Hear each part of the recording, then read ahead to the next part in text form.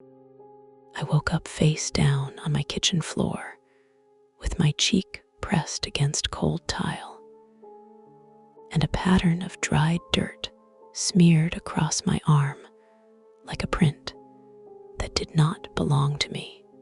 The back door was open even though I remembered locking it with both bolts before going to bed. The first thing I noticed was not sound, but a pressure in the air, as if the room was occupied by intention rather than movement. My phone lay cracked near my hand, and the screen showed a voice memo recording that was still running. I listened to the playback and heard only my breathing, followed by a slow pause that felt organized. That pause carried weight and direction, as if someone had decided when it should happen. I pushed myself up and realized the chairs around the table had been turned to face the hallway in a way I had never done. There were no footprints on the floor, but the dust had been disturbed in narrow lines that curved instead of stepping.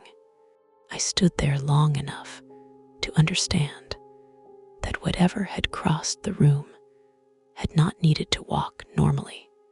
The silence felt managed rather than empty, and that was when I understood the night had not been quiet. I moved to the sink and saw my own handwriting on the fogged window, even though the glass was dry.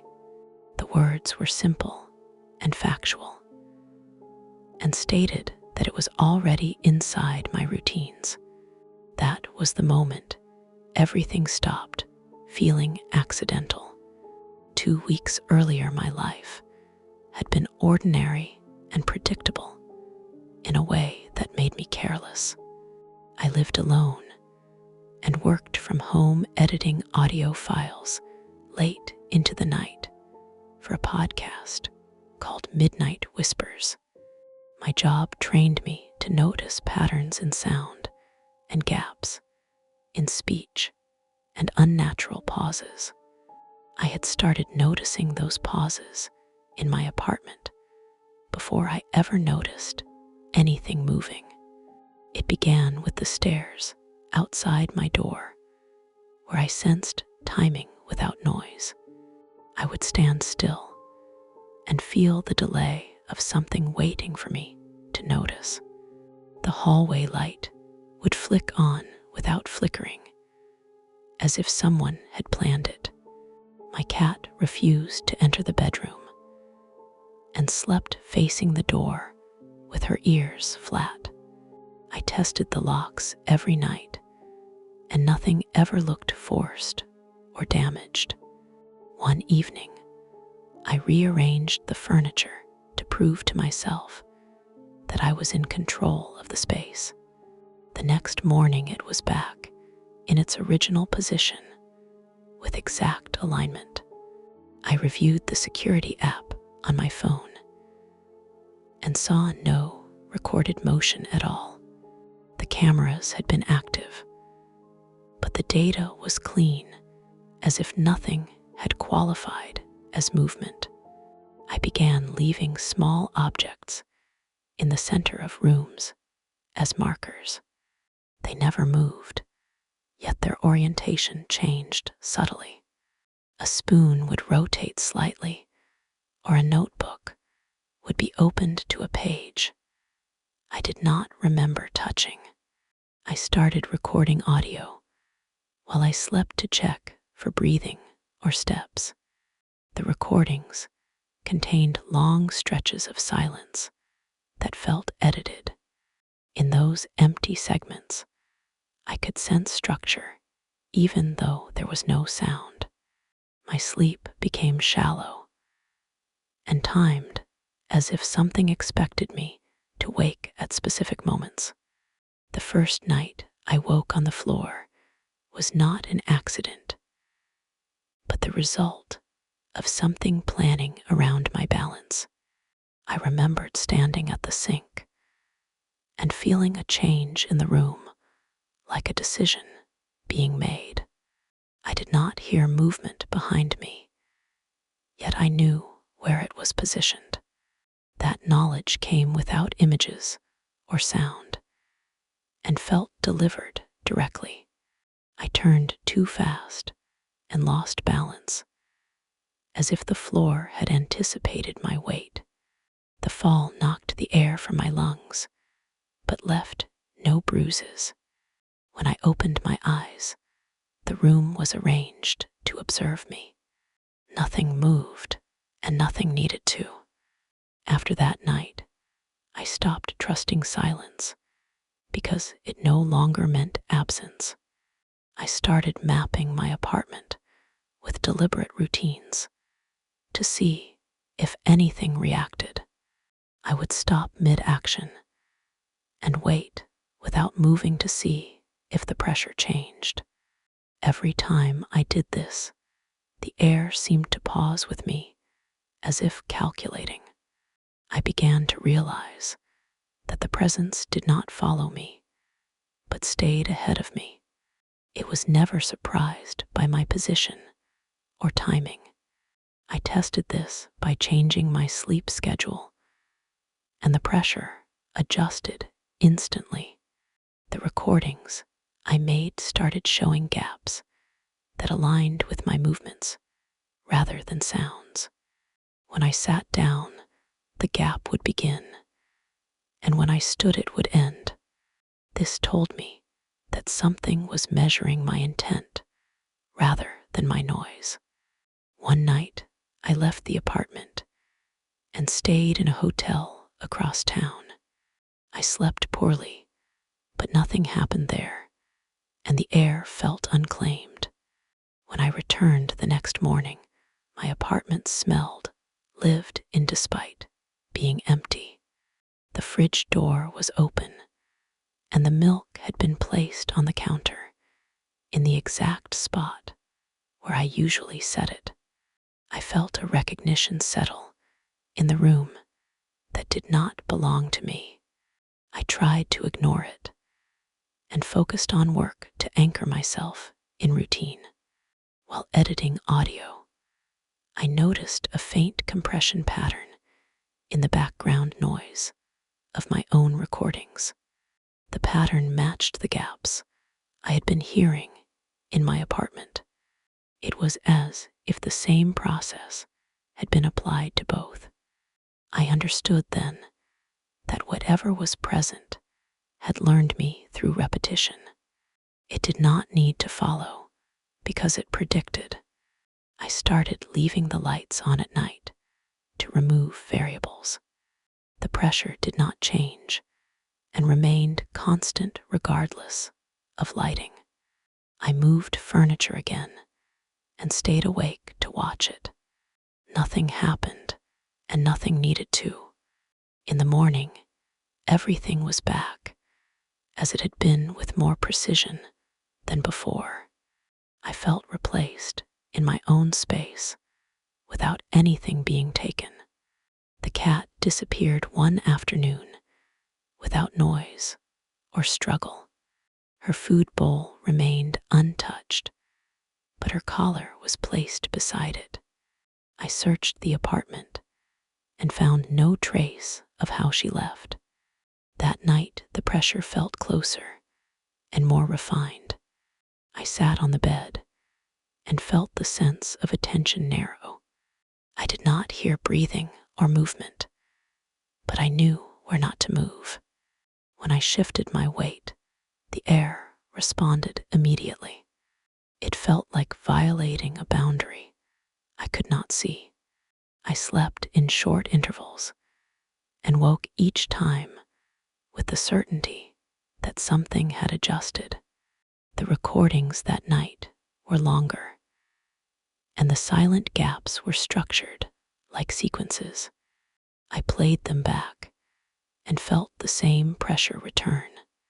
I realized the recordings were not empty, but occupied by intent. The next morning, I found a notebook on my desk open to a page describing my daily schedule in my handwriting. I did not remember writing it, and the ink was fresh. The list ended with the time I would wake on the kitchen floor. There was no flourish or emotion in the writing. It read like a plan that had already been tested. I understood that whatever was, there was not reacting anymore. It was executing. I tried to disrupt the pattern by leaving the apartment for long, unpredictable stretches. I drove without destination and slept in my car with the engine off. The pressure did not follow me, but it did not weaken either. Each time I returned to the apartment felt prepared. Objects were positioned to accommodate my exhaustion. Water was poured into a glass and left by the sink. A chair was pulled out slightly, as if expecting me to sit. I stopped using the bed and slept on the floor in different rooms. The pressure adjusted instantly, without lag. I realized then that the space itself had learned my thresholds. I covered the cameras and unplugged every device. The next day, the power was back on, and the covers were folded neatly on the table. I understood that physical barriers were irrelevant. One night, I stayed awake for more than 30 hours to observe any error. The pressure remained constant and patient. I began to feel that the presence was not watching me, but running me. My decisions felt acknowledged before I made them. I moved slower, and with intention to catch it, miscalculating. It never did. I found another notebook on the counter describing variations of my movements, with notes beside them. The notes were efficient and corrective. There was no malice or urgency in them. They read like adjustments to a process. I stopped eating, and the fridge emptied itself anyway. The food was placed in containers labeled with times. I realized then that it was not trying to harm me directly. It was refining me. I began recording video instead of audio. The footage showed me moving through rooms alone, yet the timing of my pauses matched the silent gaps from before. I watched myself hesitate at doorways without reason. I saw my posture shift slightly, as if making room. I had no memory of these adjustments. I tested the final boundary by standing still in the center of the living room and refusing to move. The pressure intensified without force.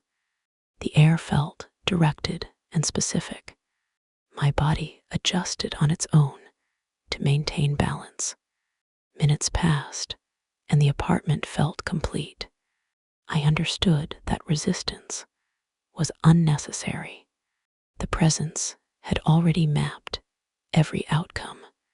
That night, I returned to the kitchen and felt the decision being made again. I turned slowly and placed my hands on the counter. I did not hear anything behind me. I knew exactly where it was positioned because the pressure aligned with my spine. I spoke out loud for the first time and stated that I understood. The air changed in response, and the room felt optimized. I felt guided rather than threatened. I realized that the floor fall had been a test. I lay down willingly and closed my eyes. The decision finalized around me without sound. I woke up in the same position as before, with dirt on my arm and the door open. The difference was that nothing felt out of place. The pressure was gone because it no longer needed to guide me. I stood up and moved through the apartment with certainty. Every object felt correct and aligned. I opened my laptop and found the audio file already rendered. The title was the same as the one I had planned, but never typed. I listened to the finished recording and recognized my voice describing events I did not remember narrating. The pauses were perfect and intentional. I understood then that the presence had not been following me. It had been learning how to operate me. The notebooks were not instructions, but confirmations. The apartment had not been rearranged for observation. It had been calibrated. I checked the date and realized I had lost 2 days without noticing. My body felt efficient and rested. The pressure did not return because it was no longer external. I walked outside and the hallway felt neutral. The world moved unpredictably again, and that felt wrong. I returned inside and the apartment corrected me. I sat at the desk and began editing without resistance. My movements were precise and economical. I did not think about decisions because they were already resolved. I realized the footsteps I had never heard were not approaching. They were internal processes aligning. I had never been hunted. I had been optimized. The fear I remembered was part of the transition. The presence did not need to stay because it had completed its work. I live alone, but the apartment functions better now. My routines run smoothly without friction. I no longer record at night because the work completes itself. When I sleep, I wake exactly where I should. The gaps in sound no longer feel empty. They feel full of direction. I do not warn anyone because nothing here is aggressive. It simply recognizes inefficiency. The pressure has become a constant clarity. I understand now that I never felt footsteps. I felt thinking because that is what replaced mine.